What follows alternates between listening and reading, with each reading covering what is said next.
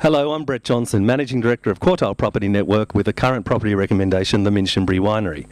Minchinbury is located immediately adjacent to the Lighthorse Interchange, which is the main intersection between the M4 and M7 freeways, being major arterial roads in Sydney.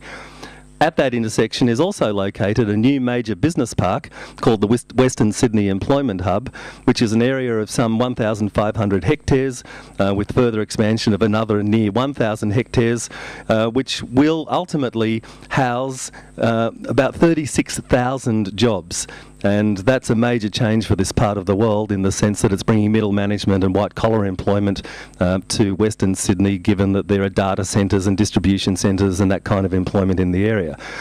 Minchinbury, named after the original land grant holder, William Minchin, was established in the early 1800s, but ultimately became a vineyard producing grapes for champagne and sparkling Burgundy production.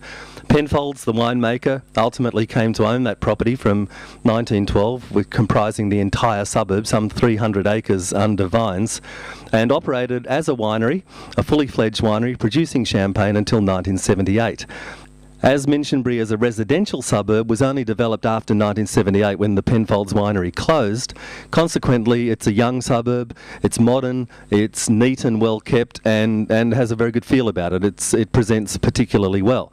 There is no medium density accommodation in the suburb of Minchinbury currently, and it's this current project, the winery, the Minchinbury Winery, that will represent the first medium density property offered in this suburb, which is immediately adjacent to a large source of employment, which in turn is adjacent to the major arterial freeways which provide access to all parts of Sydney. The site for the Minchinbury Winery project is the remaining land, which is a small pocket of land containing the original winery buildings, which includes wine cellars and all the things that go with winemaking facilities and production. The remains of those buildings, which in some cases are walls up to 8 feet thick, are to be preserved because it's deemed to be of historical significance by the local council. Consequently, it affords a very interesting design where these original buildings are being converted into both apartment style and townhouse style dwellings. A total of 49 of them, and will represent the only medium density accommodation available in the Minchinbury suburb. With the individual apartments and townhouses ranging in price from $300,000 through to about $400,000, that is below median for the City of Sydney in medium density property.